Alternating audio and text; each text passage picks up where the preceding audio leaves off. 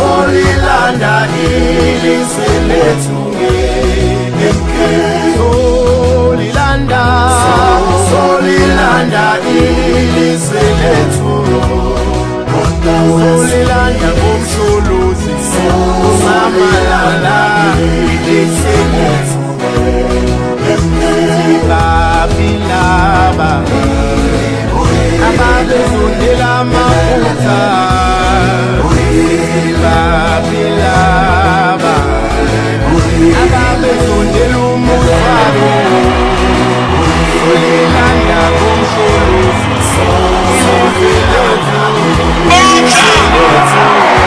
umhlaba umnotho ukhonto uzuma igolide uwena ukhetho ikhona i-Western Cape ikhona i-Northern Cape ikhona iMpumalanga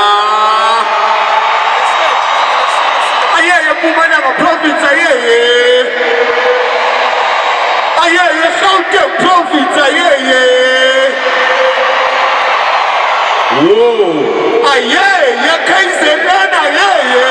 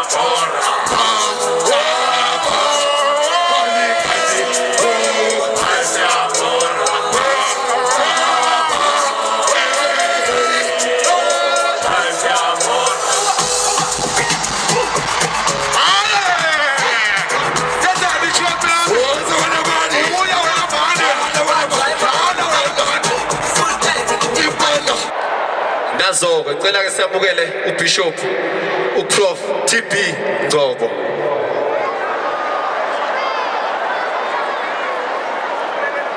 Ameni. Sanibonani. Sanibonani.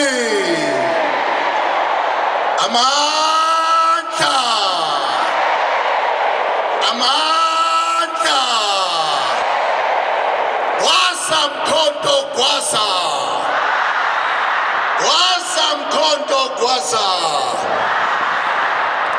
Ake sithathe leli thuba ngesamukele bonke ababhishopi ama-archbishopi abaholi bezenkolo ngokuhlukana amarasta abaholi bendabuko abaholi namakhosi akhona phakathi kwethu ngokuhlukana kwezilimi zethu siphinde futhi samukele induna ezikhona phakathi kwethu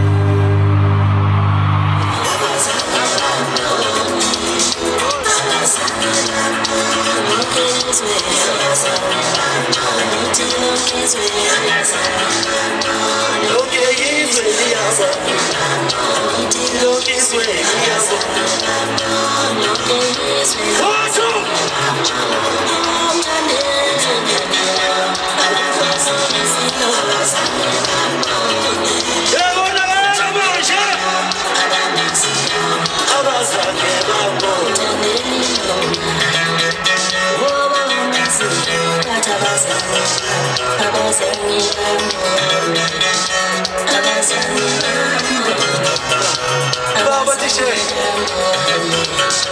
Baba DJ.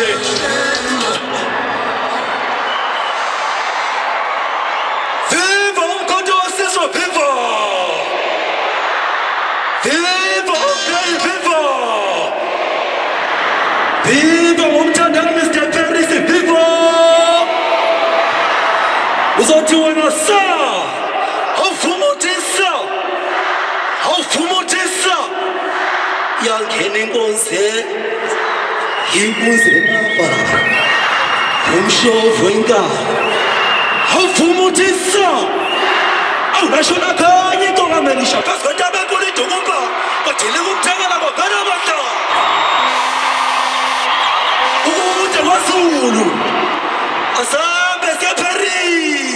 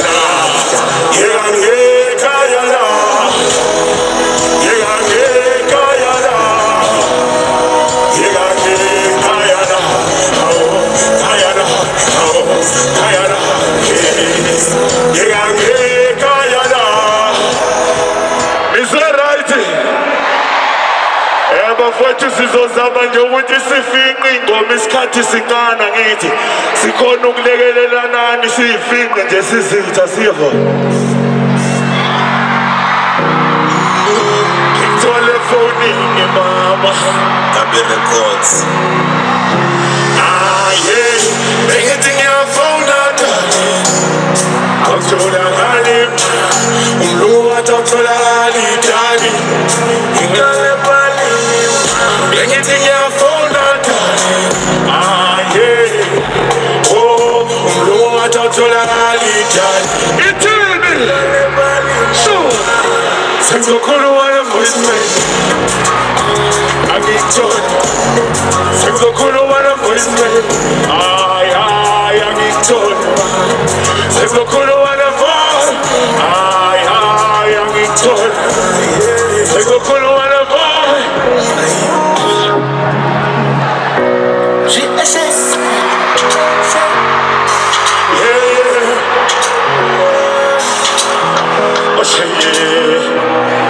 Sengizothela ubambala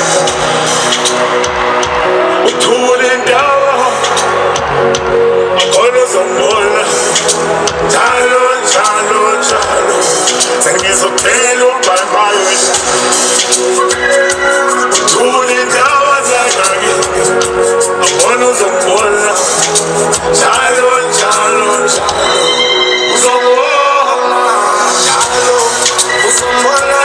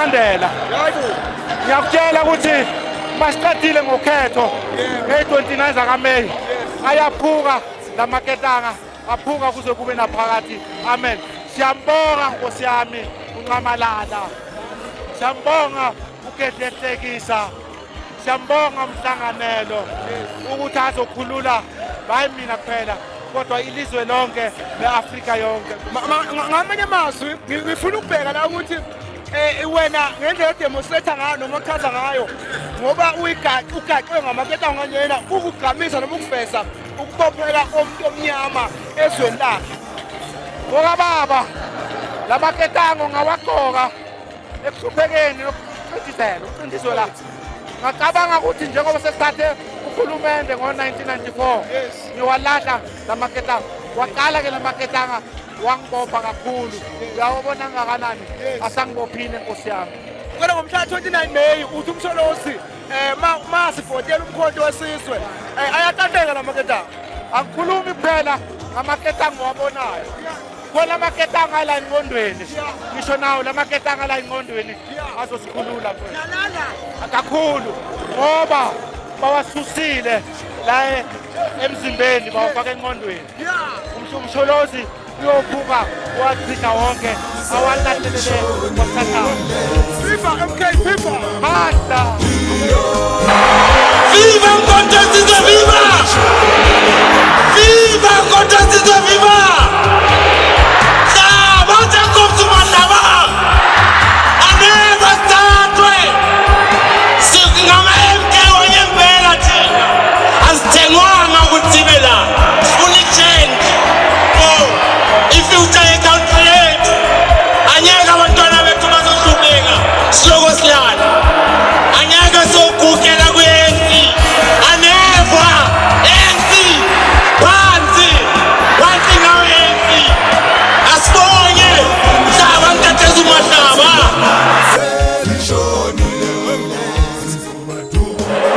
uyazi udaba.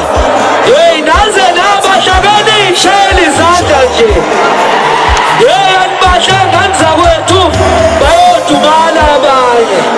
Lento eyenzekala njengamanje angizukhuluma kakhulu ngizoba ngamanje mbemfishane ngoba usekhona nemazi usigwebo sentambo. Nemazi usigwebo sentambo. Mathi lalizabuyela kuzuma. Asimbalelelike siqale ku-5.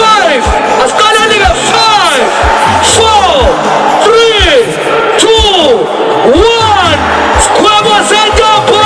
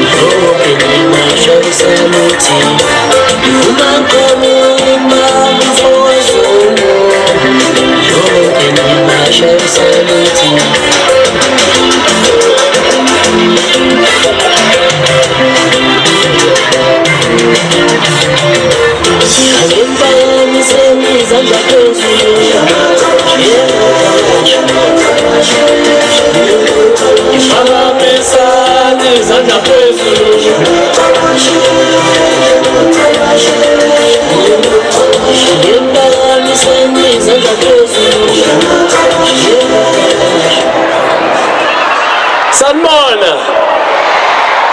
Niyaphila. Nyabesaba na. Insizwa. Unzobenze njani sophuma kubola besiqondene. Nyabesaba na. Iyabuza. Laba nizobenze njani. Insizwa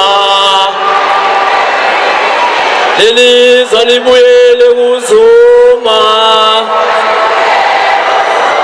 Lelizwa libuyele kuzuma.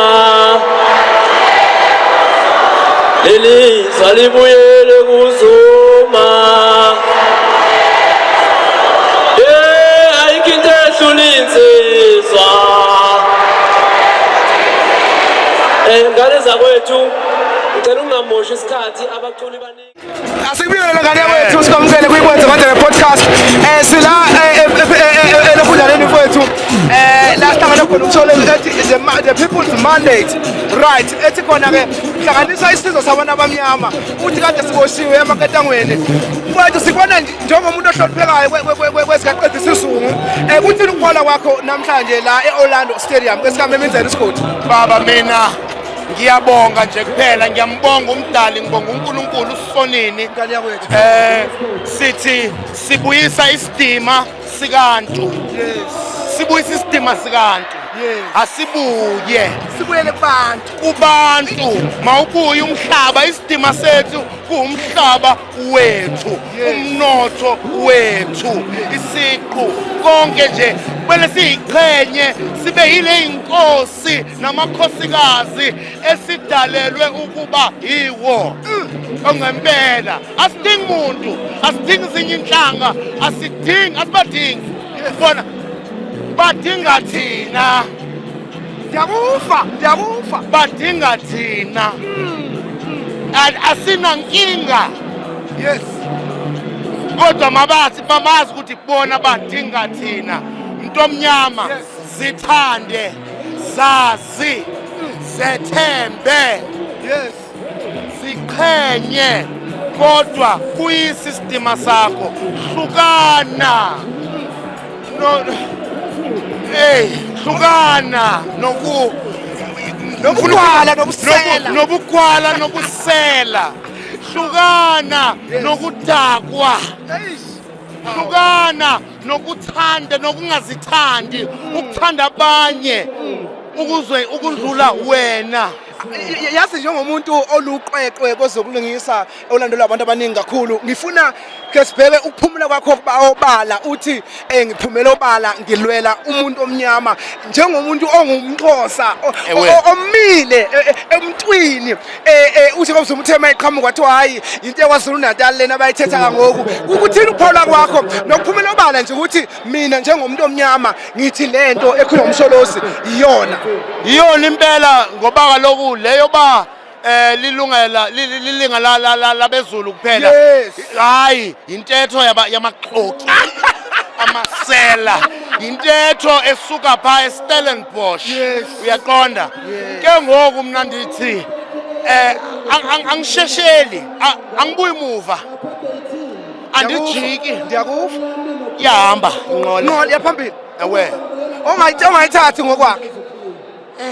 Kodwa siyabanxusa 29 abalifaki ifuthi bazozibonela uma ngabe ukhona usathandabuza engathi uthi it's not make sure hayi khuleka iyahamba lenqola ngoba asibizwa siyazizela sizizele la ekhaya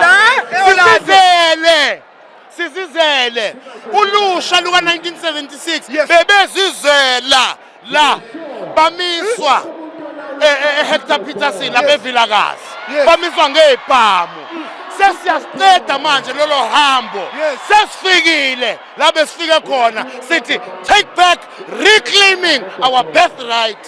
Kwaza mkhonto kwaza aha mkhonto aha sawaba hayi sabonga kakhulu asiweni siweni sethokoza kakhulu.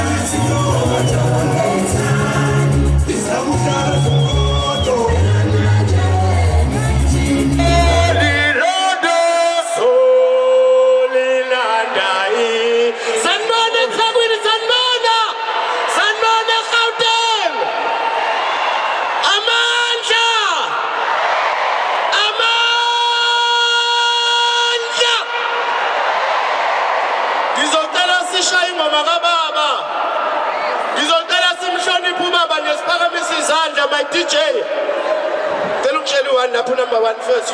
Tina Siswe.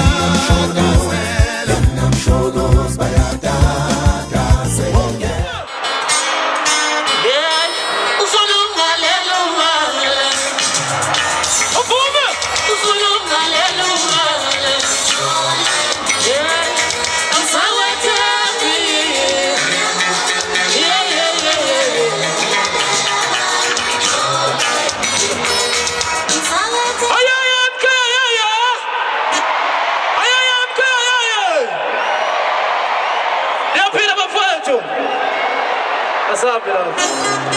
Yeah.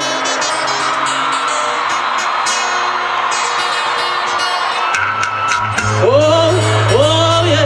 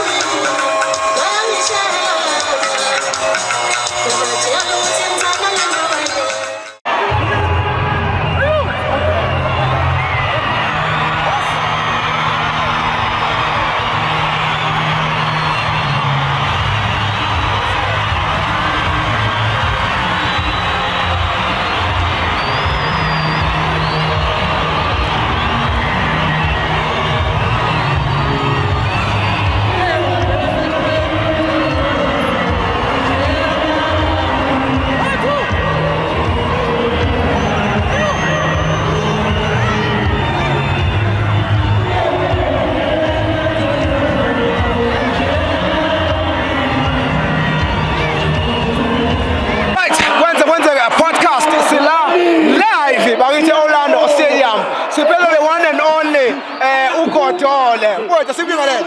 Sawubona ngane yakwethu. Siyabila qala wethu. Cha siyabila. Siziyadibana. Hayi siziyadibana into abakhwele hlangana.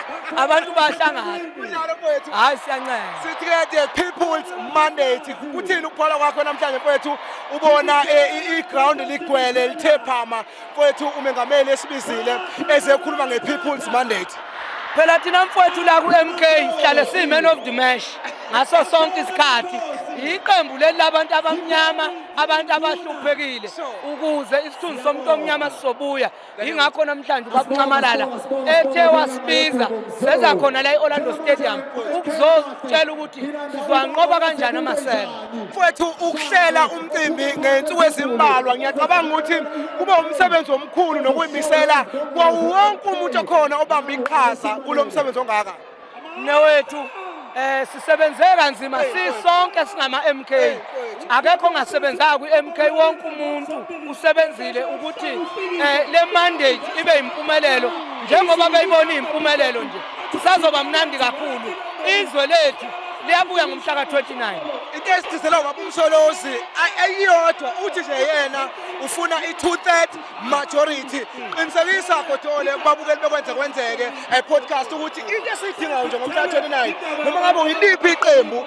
kodwa sikudinga kuwena votela umkhonto wesizwe sibuye isizwe lethu womfowethu akuzuba i2/3 kuzoba i3/3 majority lezokwenzeka ngoba namaqembu onke ayawusupport umkhonto wesizwe ukuthi sikwazi ukukhipha leli sela eliphethe lenhlangano ebusayo njengamanje so kuzoba isela seParliament onke lamasela seParliament ofikile embalula bonke laba amasela odwa la agcwele lapha so sizokhipha ngomhla ka29 bayathanda abathanda wena wesilo siyathokoza kakhulu ube njalo uqhawula wethu siyathokoza siyabonga ngani amandla umkhonto wesizwe abawulolidla ngokuzombili ngenhloso yokushaba uhlingise kubacindezeli bemnyama izulu lima qephu bathatha ikalo wayithubela entilongeni wafika sathi kulusanga umshongolo inkonzo yakiziyenenhle ekalo babukadlenhlekise zuma wathi khama Zulu sengithathele indaba yabantu abangabuhloniphi inkosi bendabuko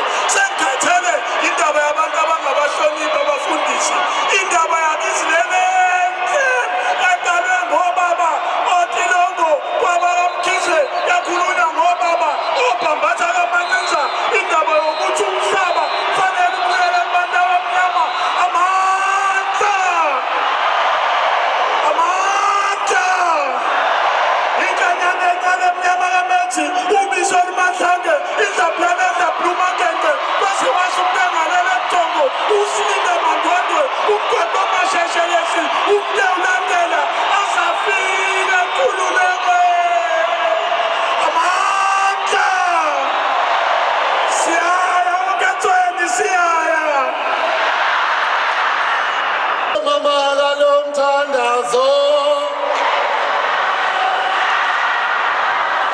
Lulu nomthanda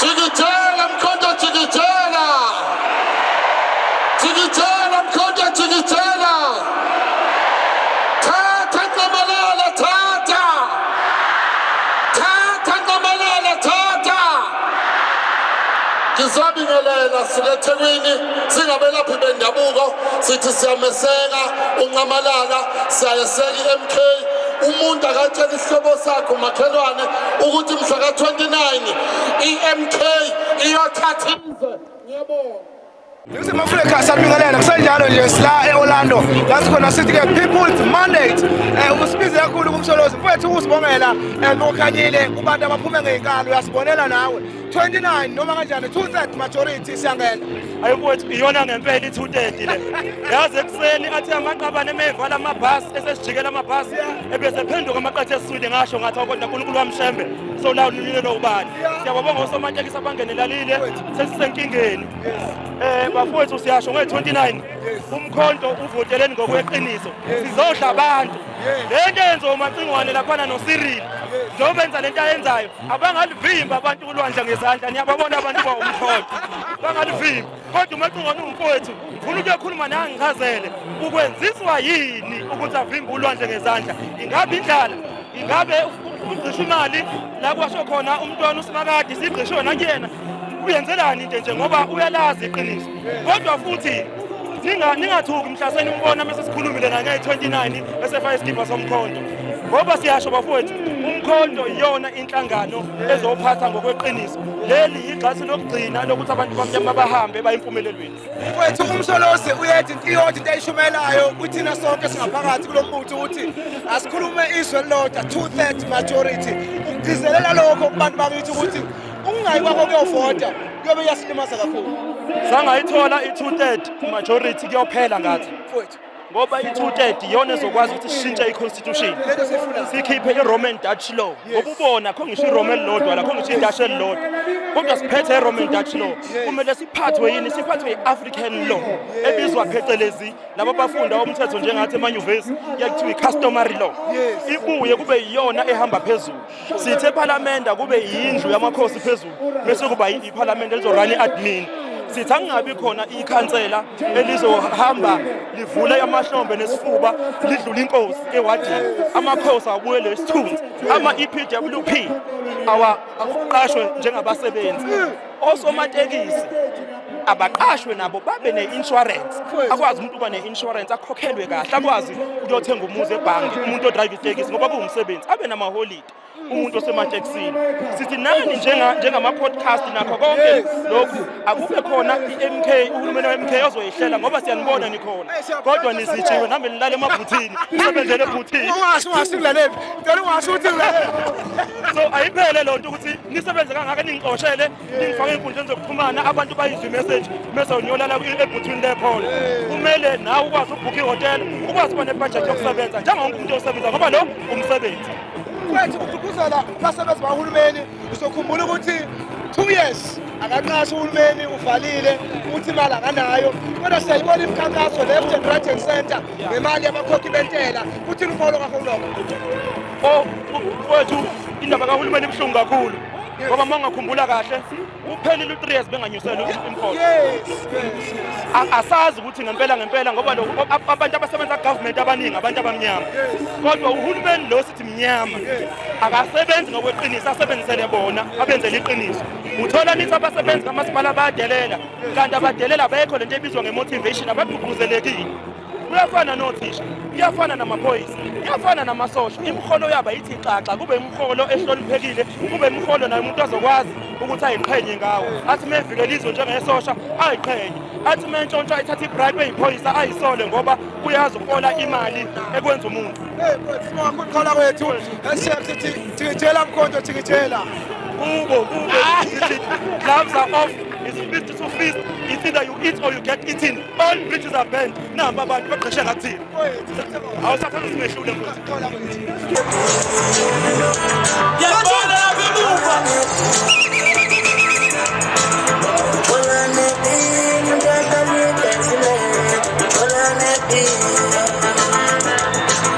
Chola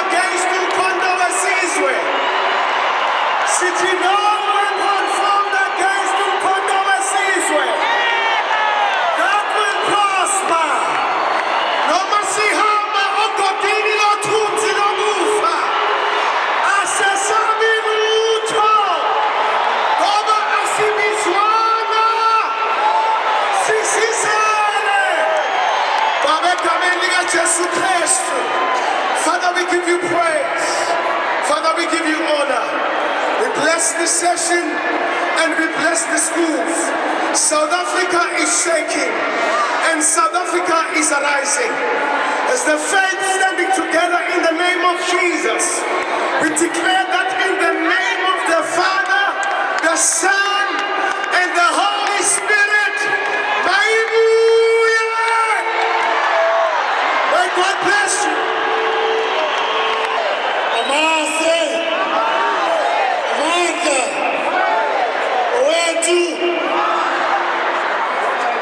Good afternoon, my people. And I'm calling you my people because you are my people. Thank you very much for the opportunity to speak to you. It's such an auspicious occasion. You know, when the news of MK broke, people did not understand and they did not appreciate.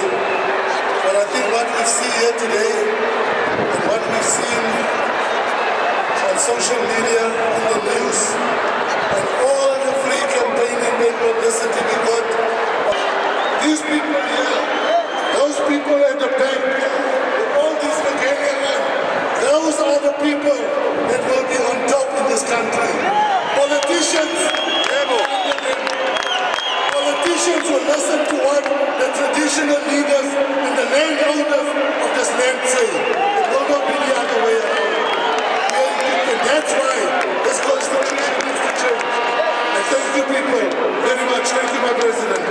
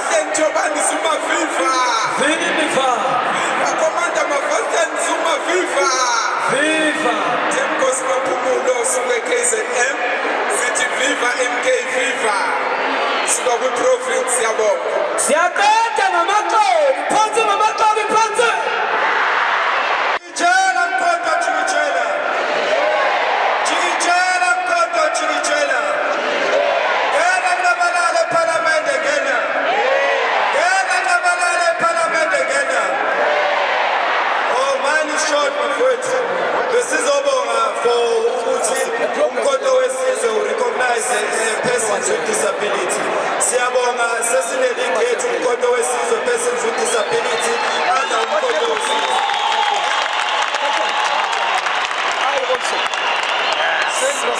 Kuningi esikakusho ngoba nikhala ngo 30 years ninganakekiwe.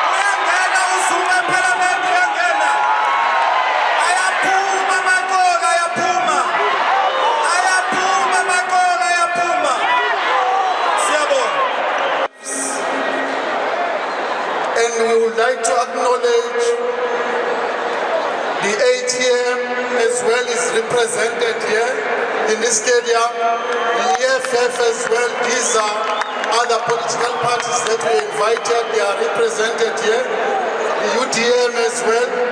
The PAC. The Rastafarian community as well is represented here.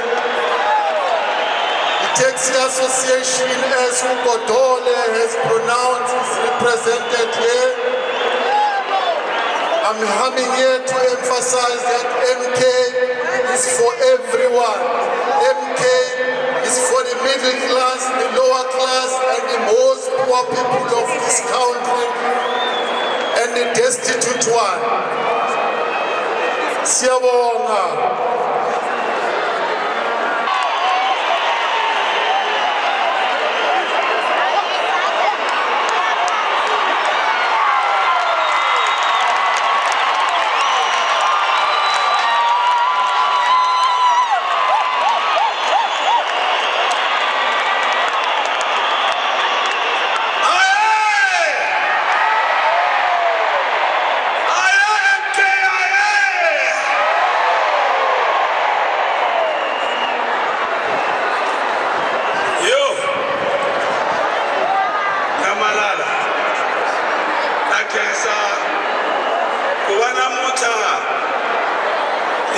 MK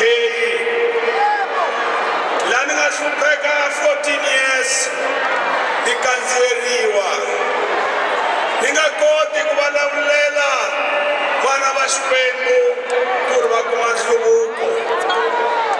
Namuntlha MK yi swi vonile ku ri ni munhu ka van'wani vavanuna.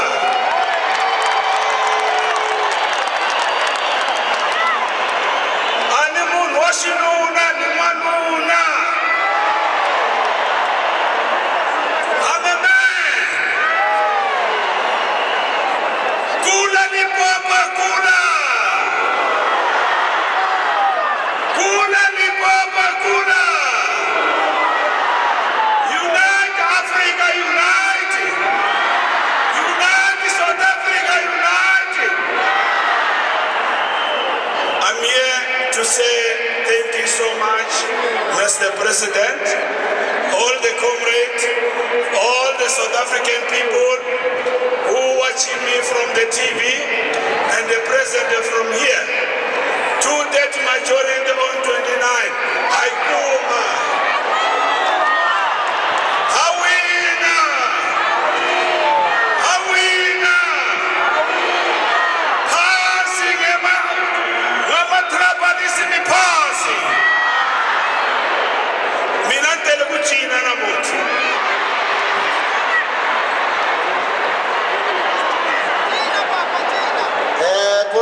DJ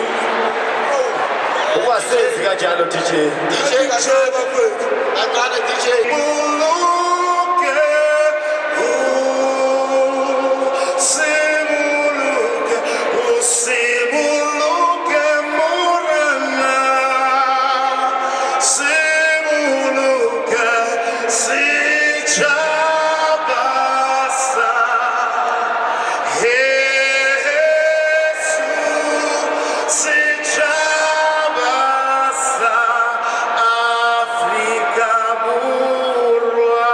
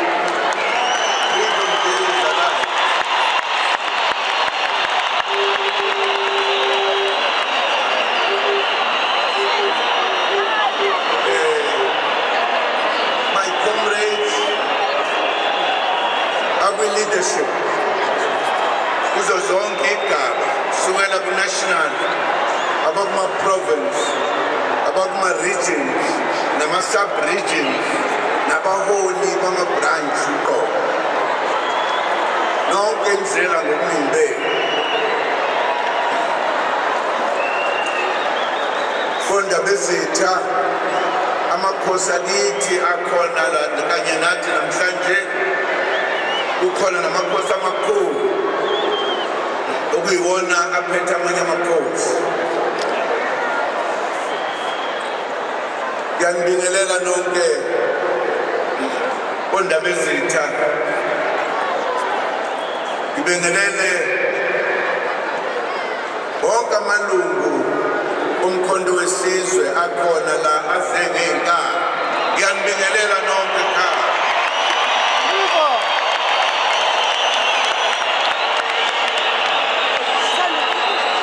ngibingelele nabaqhamuka ngaphandle abafikile la ezweni lethu ukuthi bazobona ukuthi umkhondo wesizwe into enjani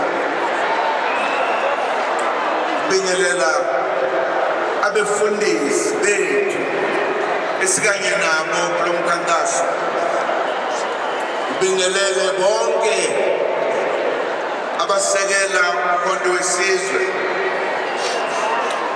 ngibingelele nalabo ababitozayo bayafisa ukuba la kodwa kunzima nabo siyababingelela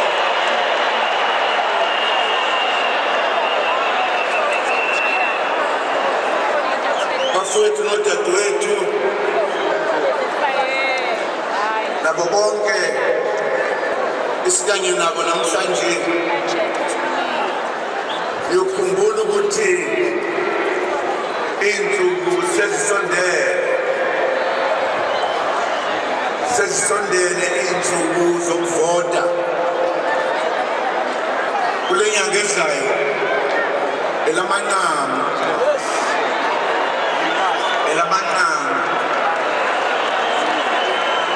iyokubhubhudla impezo wabayaziyo kuyobe kushintsha izwe lase-South Africa libuyela lapho okwakufanele ukuthi libe khona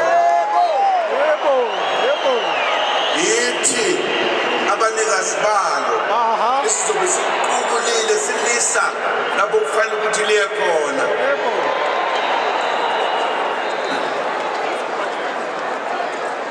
ngikusho lokhu ngoba ngiyazi ukuthi kusukela mhla ka-16 kuDisemba inkathi senza isimemezelo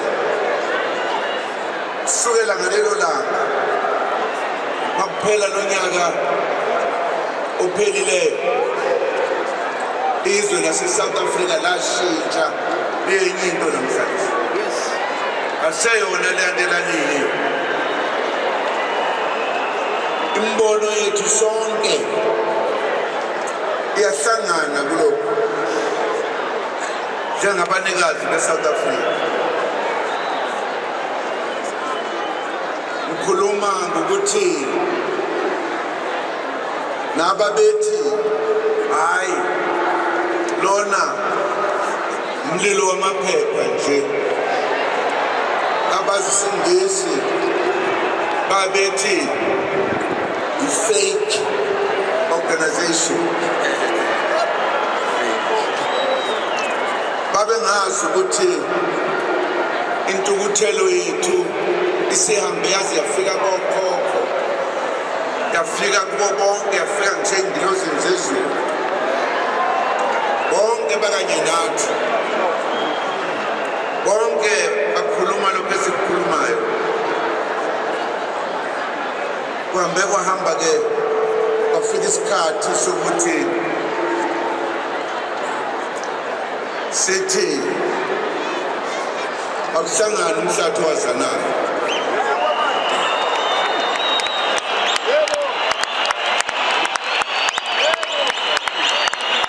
angazi ukuthi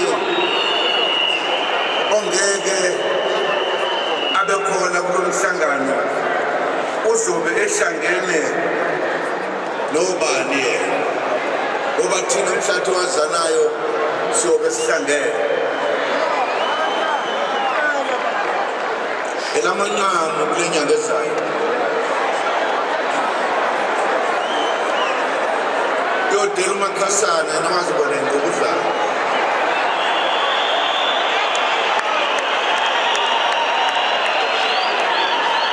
sizoyishintsha iSouth Africa ibe yiSouth Africa yethu sonke siphile ngokufanayo senze sikufunayo sizwe ezweni lethu sikhululekile ngiyajabula ukubona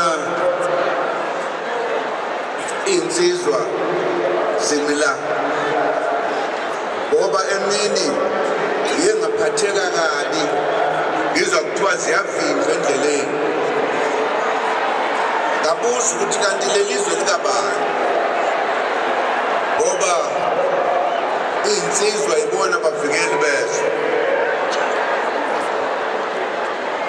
sakha into ebalulekile yokuhlanganisa indlu yakithi emnyama eyasakazwa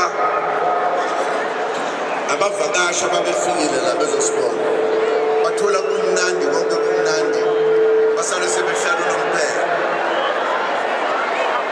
jabula kakhulu ukubona insizwa sithi uma sesiyiqhenya thina insizwa-ke sithi insizwa amakhosi singasho amakhosi lapha ethize sisho ukuthi bona abavikeli bezwe ngiyabonga bafowethu ngiyabonga enduneni bonga kakhulu kufanele ukuthi uma sihlangene kubonakala ukuthi kuhlangene abomthetho ukuzimilela kuleli lizwe lase-Afrika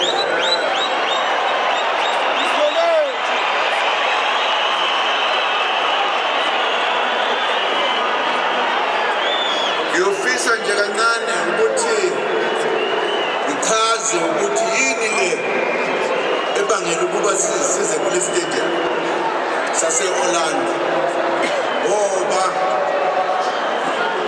abaningi baya kulama stadiums amakhulu kakhulu ukuthi kugcwale wonke umuntu lapho kodwa uma usuthi uyabuka sekuphuma imiphumela ngisho laba bebegcwalisile bawunamba ngemuva hayi phambili so ukugcwalisa istadium kubonisa ukuthi abantu baningi kanti abanye bazele ukuzolijabulela nje hayi ngoba bethi bazokukhosi nampoke sebeyangithinta njalo use-Orlando la isizathu esibangela ukuthi thina njengenhlangano umkhonto wesizwe ngeke sahamba siye kwezinye indawo sizoza la e-Orlando ngezizathu ezibalulekile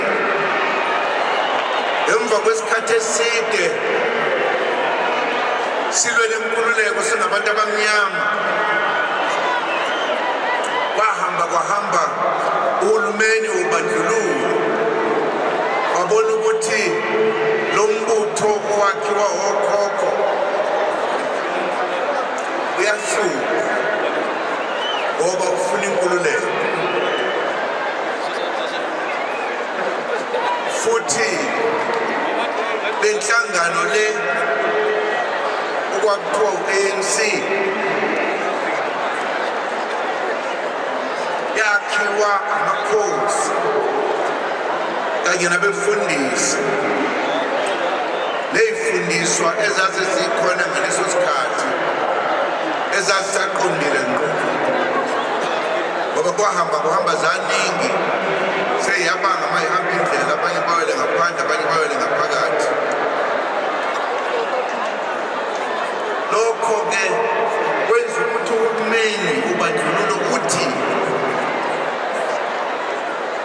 uma sivumela amakhosi lawa abathi bona basebehlulile abe kulombutho uzobonakala kubona ngoba bazobuyisa izwe labo ngoba bona ilwele izwe labo base bethatha isinqumo sokuthi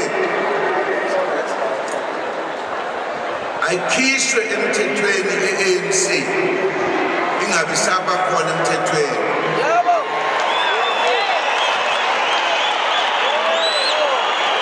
bathi isizathu salokho uthi lo mbutho uyakhula noma wehle futhi uvikela amandla amakhosi ushuthi amakhosi uma kulo mbutho athola amandla angaphezulu kwalawa ngaba nawo ukulwela izwe lawo kufanele ukuthi sibahlukanise kanye nalo mbutho babiza i-ANC ukuthi umbutho weyiphekula zikhulu belethi igama nje elihluphayo benzela ukuthi inkosi nenkosi yabona ukuthi uma ithi yaqhubeka ne-ANC kuzothiwa iyiphekula zikhulu eqinisweni abacindezeli babehlukanisa lo mbutho namakhosi ukuze baphuce amandla amakhosi nesithunzi sawo nokuhlonipheka kwawo ezweni lethu yenzelwa loo nto leyo kufanele sikwazi lokho kwaba ukugadla okukhulu kwezitha kulaba babehola i-ANC bacabanga-ke abantu behleli ukuthi sizokwenze njani uma kunje ngoba manje i-organization yethu nomuntu wethu usuvalwe umlomo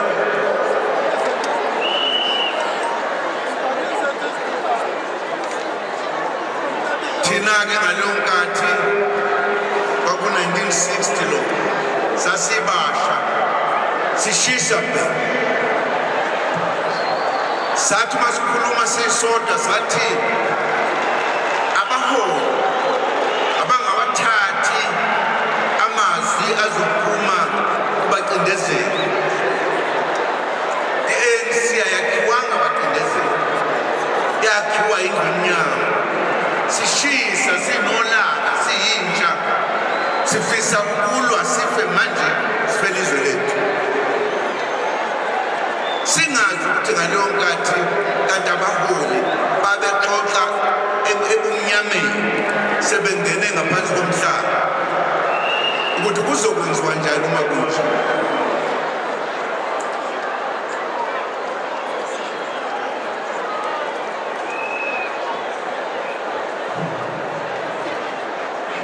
thina-ke sasibasha ikuxoxela indaba ningayibuzanga sasithukuthele sifo siyintsha yombutho wesizwe ukhongolose sikwa nezinye iy'nhlangano esasizona sasithukuthele siyintsha sasukuma saxoxa sihlangane sodwa ngaphandle kokujutshwa abaholi bethu sathi siyayiqala thina impi manje uma besaba belungu sekuphakathi no-1961 lapha eThekwini sasishisa sifunda ipolitiki sithukuthele sifuna inkululeko yethu manje sabona ukuthi asitshontshe sithathe sesinqumo njengentsha yombutho sathi sizoqala impi eThekwini impi yocelemba neyibhanga ukucelemba babethengwa babengathengwa ukuthi uzonikezwa into ethile ngokuthenga sithi sosusipha abaholi bayoyingenela sesiqalile sasoyisusa ngocelemba kuwe West Street naku-Smith Street lapho khona belungu kakhulu njengomgqibelo. Sithi sobagenqa sibagenqe bayothi mathi balikhiphe ibhamana zabo sibagenqe kuyosuka impi yomuntu omhlophe nomnyama. Ngale nkathi ibambene thina abaqali bayo siyonyebeleka sihambisana emahlathini kuyobe sesiqalile.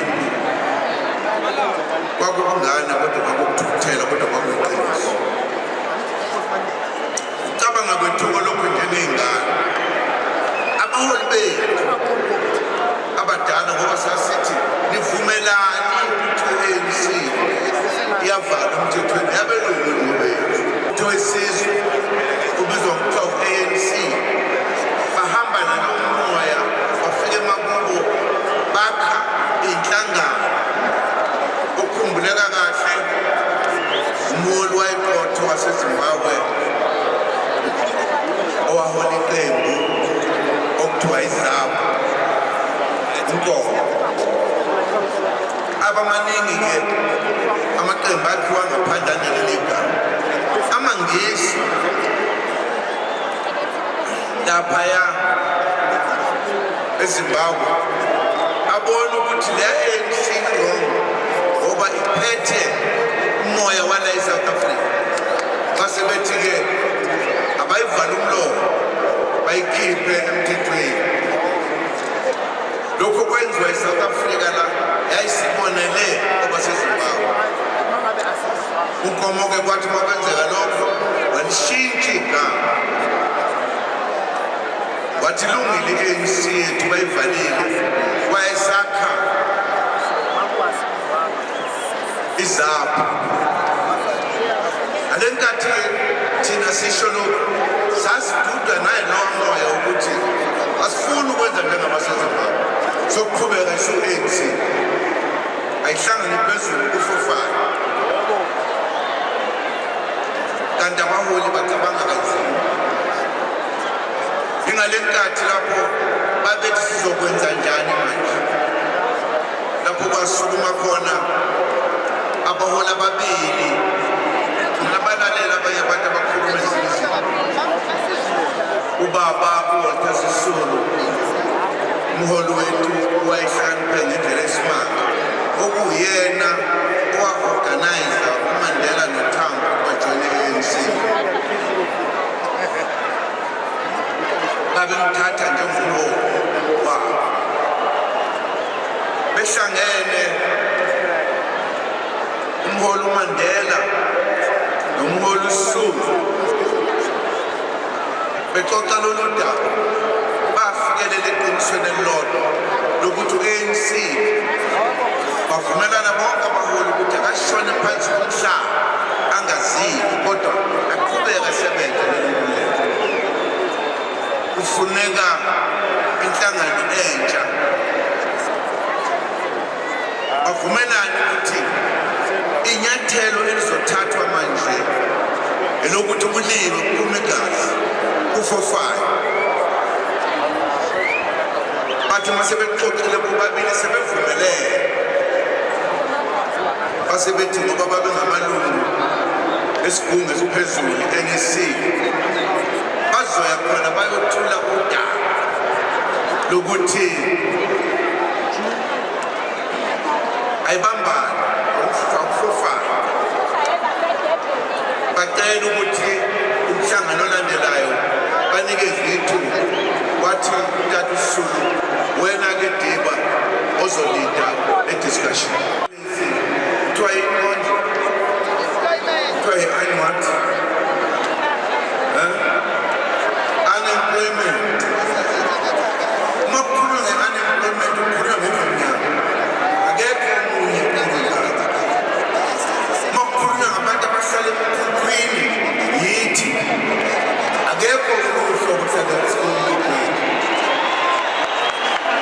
Uma sikhuluma ngomuntu ohlala noma yimaphi lapho kuthiwa kusemakhaya khona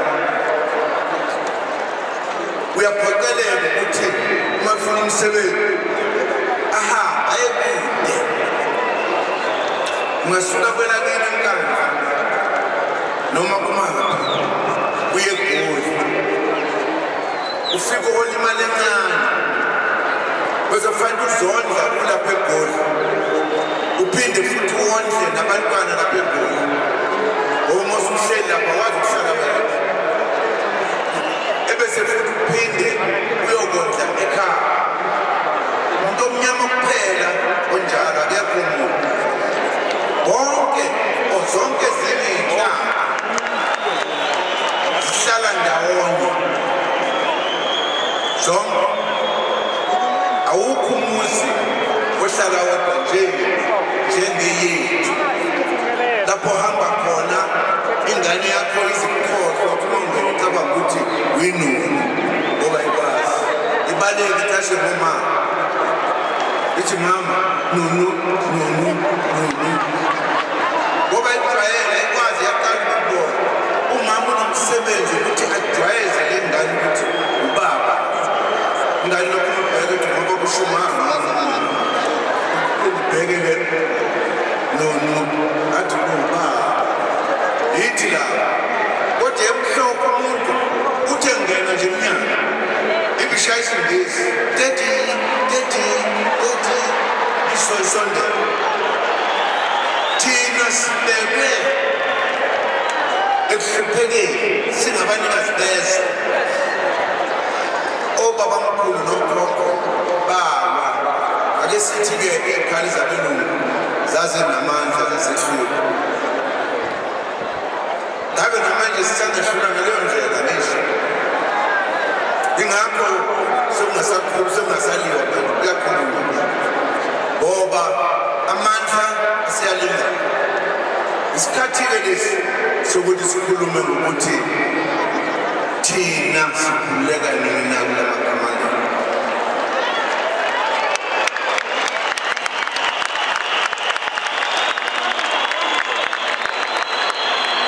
uma ulalele kuthiwa bayaphela abantu babulawa izigebengu mhlawumbe babala uma bekhona bomhlobo abantu abafayo bebulawa izigebengu yithi thina abantu abamnyama ibangelwa yileyo nto ukuthi bekhona ubugebengu inhlupheko ngoba abantu balambile abanakudla abazokudla uma kungekho ukudla ukubona nakho next door ukwenza njani ungazufu uyakhokhoka umuntu yokuthatha lokakudla kusho ukuthi indlala nokuhlupheka kwethu yikho lokho kusinikeza igama lokuthi thina sizigebengu asinangqondo asinalutho nje siphelile-ke leso sikhathi ngoba asibona abantu abanjani siyisizwe esilungile esinomusa esiphanayo kukhona kade benza kancane basiphushele ekubeni sibe zigebengu basiyekisa amasiko ethu bathi uma wenza amasiko akho uyosha esibhogweni wendoda emnyama uphethe umholobo ende egovuza abantu akushiyo ukuthi kuyoba njalo kwabanye abantu uma thina singasukuli siyimele ubani ozosimela akekho kuningi-ke esesikhulume ngakho ngoba kudala sikhuluma kufuna sazi ukuthi sifuna manje ukubuyela endaweni yethu njengabanikazi bezwe abahlobo bethu abafika kuthiwa yini manje uma uzocela indawo kuhlala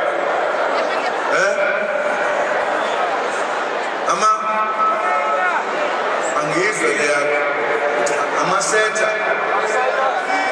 ngesizulu kanti kuthiwa yini ifika namthwala akho uyeza umehluko uyawuza umehluko baba uba ngiyazi ngisho ukuthini ofika nomthwala bakukhiphe endlini bangene umthwalo wabendlini benze yonke into sifuna iphele lento ngesihle sirecognize ukuthi singabanikazi bezwe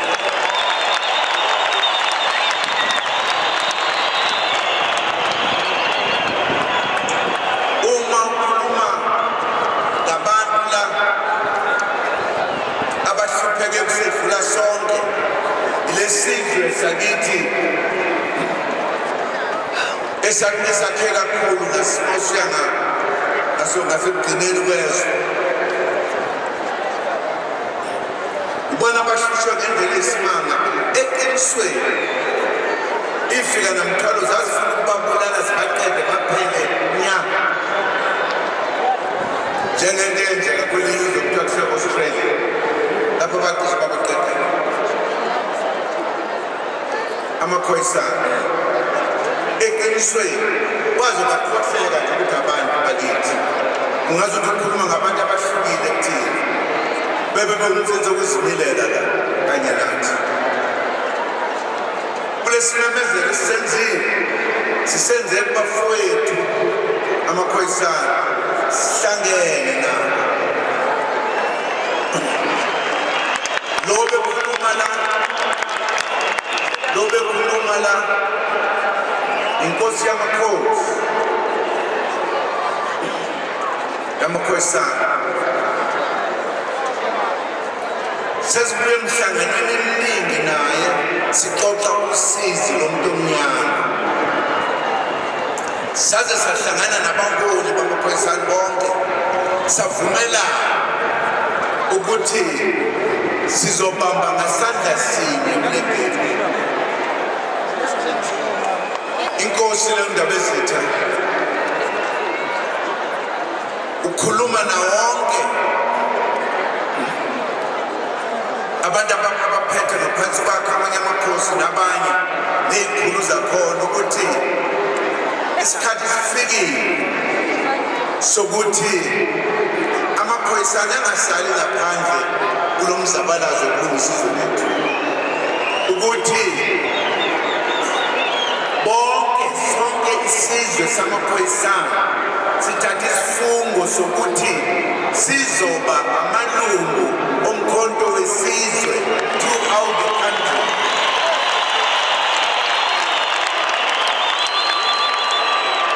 Angikhuluma manga ukhona nanguya ukumkani and siyakhuluma siphumelela ngoba ziningi izinto ey'thintekayo lapha. Umhlaba wonke nomhlaba waziyo senzansi nentshonalanga kwakuwala abafowethu wathathwa wonke. Abaningi osifika nanto amazwe abacebile anegolide nesiliva. Besixoxa lolo daba nenkosi ukuthi ngoba phela nabo Snothile, the one and only. Snothile all the way from Durban. Ngokuzalwa ngiwasesitenga kwamaphumulo kaNgoni kanqa inja iphume eminyaka. Ngale wathi ngubona umpopha umlando nishiyelana inkundla no Big Zulu, the one and only. Sizwe yale. Ngakithi yabe kuphoqa ngoba manje umkhondo into ekhululekile. Ayina ama-artist amakhulu nama-artist amancane. Konke kuyafana. Konke siza ngolayini. ngane wethu Ama-artist amakhulu ama-artist amancane. Konke sikulayini. ngifuna bathi kuza la ngane wethu ukuthi siyabona amanye amaciko namanye ama-podcast nezinye inhlaka zokusabalalisa ulwazi zingaphumela obala noma zisebenzela wonke umuntu noma zonke inhlangano ezikhona. Ukuphumela kwakho njengeciko uthi gospel artist kunabantu abakholelwa kuwena, kunabantu abathanda umculo wakho kodwa abangahambisani nezimiso nezinto ze-MK, kodwa wena wathi wena konke lokho uyakulahla umela iqiniso okholelwa ukuthi yilona. Kusho ukuthini kuwena lokho uma ubona abantu abangaka e-Orlando Stadium? Firstly, I want to thank you Umsholozi. Nabantu abathi Umsholozi meqhamuka nombono bawuthatha bawubamba ngezandla ezimbili.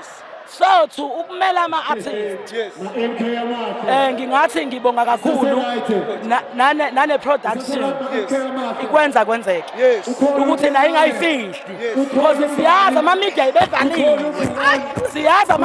ebevaliwe siyakubonga ukuthi nawe uphumele obala usifake ey'nkundleni zokuxhumana khani sisabalaze because hayi asisabi ngomkhonto umkhonto owethu. We do understand ukuthi uZuma uzowushintsha uzowenza umehluko cause wake wakwenza yeyisada uZuma ephethe amaciko wayewazisa ukuthi amaciko njengamanje sifuna uhulumeni ozokwazisa amaciko sifuna uhulumeni ozosihlonipha cause kubalekile ukuthi sihlonishwe cause siyabhala asilali noma ingoma ingafika ngo1 uyavuka irecord uhambe uyifaka e-studio ufuna imali after imali usazohamba manje uyazisa le ngoma kunzima marketing when you talk marketing people they know mawuqala emsakazweni fanele ube nemali ngoba udinga imoto udinga ukuthi nalomuntu olapha naye since sathi umsakazo eminingi bayavolontiya njengoba nani nivolontiya niyiphushele so wathi simele esikhaleni njengama-incest eseqhamukile uZuma sime esikhaleni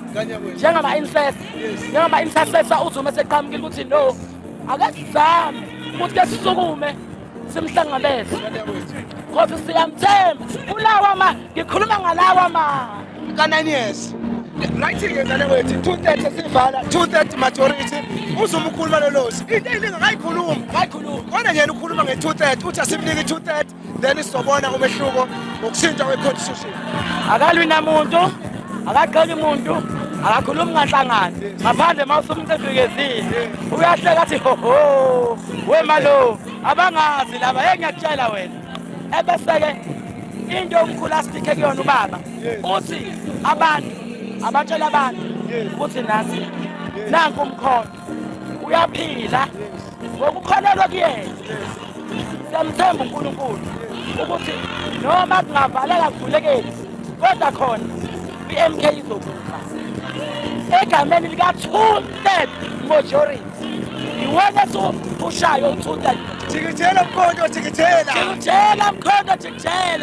phakama artist phakama abahlonishwe ama-artist abahlonishwe kakhulu kule kwenza thank you Stotile all the way from Stenga thank you Listen Afrika kunjalo Orlando Stadium bese le gospel artist la kade shine yakhe eqhobeme yathemba bazodiveza lapho into enhle mfowethu sila sikhona sithi ke the people's mandate uthi nakho umbone mfowethu bayingxenye yento enkulu kangaka mfowethu angibalule nje ukuthi ukuba ingxenye ye-MK specifically angibalule ukuthi ngiyimember ye-MK over and above ukuba i-artist nje so for me ukuthi ngizoperforma e-stadium esikhulu kanje kuyinto enkulu kakhulu considering ukuthi umusic uqale manje ngo-2020 so manje getting an opportunity like this is marvelous marvelous so umuthi wena njenge-artist uye member of i-MK lokusho ukuthini ngoba siye sibona ama-artist engathanda ukuphumela obala kunale ngcindezelo ekhona ukuthi if waziyo ukuthi uyini ungathi ucommittee i-crime asikubalule ukuthi kumbukele ekhaya njengama-artist nathi siyama-citizens ase-South Africa anelungelo lokuzikhethela i-political organization esithandayo so ngaleyo ndlela vele ngikulindele ukuthi omunye umuntu may not like ukuthi athande ngiperforme kwi-political organization yakhe that's not a major deal what matters ukuthi ekugcineni ngiphumela obala nge-MK number 1 number 2 I've got my music that I'm doing so okunye nokunye sokubona ngendlela plus ngakubalula nje ukuthi ngiyabonga kakhulu i-support yabasakazi abanjengani nakuma-radio including ngoba ngithe umculo wami mangiqala ngawo ngawufaka lapha eGhana bawamukela eNigeria ngoNovember last year bengu number 2 kwi-top 10 yakhona so eNigeria they recognize my music then kwasekuthi ngaphinde ngamenywa kwi-Britain Got Talent I was supposed to go there on the 12th of November 2023 unfortunately ke ngenxa ukuthi siyazi ukuthi sometimes sibeshawe imali kwaphimba kanjalo kodwa nje angisoli ngokuba i-MK angisoli ngokuba i-artist angisoli nangokuba umzalwane-ke nje ngoba ngumzalwane I have to put that to the people they must know that ukucela nje mfowethu mhlawumbe masithola ithuba makudlula ukhetho siyofisa usivakashele kwi-podcast yethu sizohlala nje i-hour sixoxe sikwazi kabanzi nangomculo wakho ukuya phambili mntakababa kulungile bhuti ngiyazijabula kakhulu ngiyaqala nje ngiyacela nje ukuthi umlaleli ekhaya ukuthi noma umbukela I should say ukuthi sicela ukuthi asubscribe aphinde ashareishe ilink yenu kwamanye ama-friends wakhe yebo Chikijela mkonyo chikijela. Chikijela. Kwenzeke